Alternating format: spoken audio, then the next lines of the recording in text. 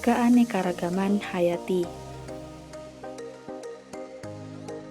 Keanekaragaman hayati atau biodiversitas adalah keanekaragaman bentuk kehidupan di bumi yang mencakup semua organisme seperti bakteri, jamur, tumbuhan, dan hewan beserta materi genetik dan interaksinya dengan lingkungan. Keanekaragaman hayati terbagi menjadi tiga, yaitu keanekaragaman tingkat gen, keanekaragaman tingkat spesies, dan keanekaragaman tingkat ekosistem. Keanekaragaman hayati tingkat gen mengacu pada jumlah total variasi genetik pada semua jenis organisme. Contoh, pada tumbuhan padi dengan beberapa varietas seperti rojolele, ciherang, ciliwung, dan lainnya. Keanekaragaman tingkat spesies.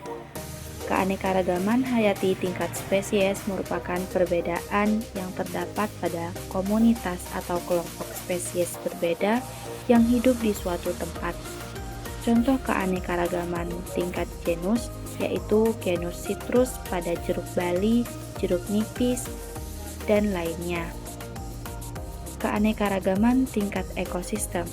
Keanekaragaman hayati tingkat ekosistem adalah hubungan interaksi yang terjadi antara makhluk hidup dengan makhluk hidup, serta makhluk hidup dengan benda mati dalam suatu habitat tertentu. Ekosistem yang beragam menunjukkan variasi dalam suatu lokasi geografis. Menjaga keseimbangan ekosistem. Keanekaragaman hayati mendukung jaringan interaksi spesies yang kompleks seperti pemangsaan, kompetisi, dan mutualisme. Interaksi ini membentuk, mengatur populasi, mengendalikan wabah hama, dan menjaga stabilitas ekosistem. Meningkatkan ketahanan ekosistem terhadap gangguan. Kumpulan gen yang beragam memungkinkan populasi untuk beradaptasi dengan kondisi yang berubah, meningkatkan peluang untuk bertahan hidup dan bertahan dalam menghadapi tantangan. Contoh, ketahanan ekosistem seperti ketahanan hutan hujan Amazon. Potensi pengembangan obat. Pusat keanekaragaman hayati yang merupakan wilayah dengan tingkat keanekaragaman spesies dan endemis yang tinggi seringkali menjadi target bioprospeksi untuk menemukan senyawa farmasi baru seperti periwinkle Madagaskar di hutan Amazon. Dampak wisata alam terhadap ekonomi. Wisata alam memiliki karakteristik tertentu seperti burung yang unik, pondok ramah lingkungan, dapat menambah penghasilan ekonomi lokal melalui daerah pariwisata yang menciptakan lapangan kerja baru bagi masyarakat daerah tersebut. Contoh, Taman Nasional Pulau Komodo. Ancaman yang dapat mengganggu keanekaragaman hayati. Yang pertama, kerusakan habitat. Yang kedua, pemanasan global.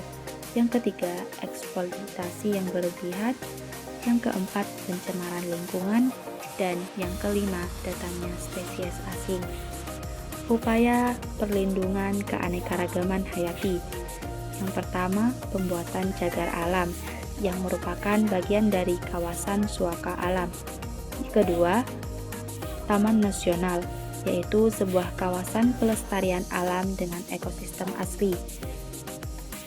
Ketiga, Suaka Marga Satwa, yaitu area khusus untuk pelestarian fauna dengan berbagai ciri yang unik dan khas. Taman Hutan Raya, yaitu sebuah kawasan pelestarian alam yang bertujuan untuk mengembangkan koleksi tumbuhan dan satwa yang alami ataupun buatan dengan ekosistem yang asli ataupun bukan asli untuk kepentingan penelitian, ilmu pengetahuan, dan pendidikan.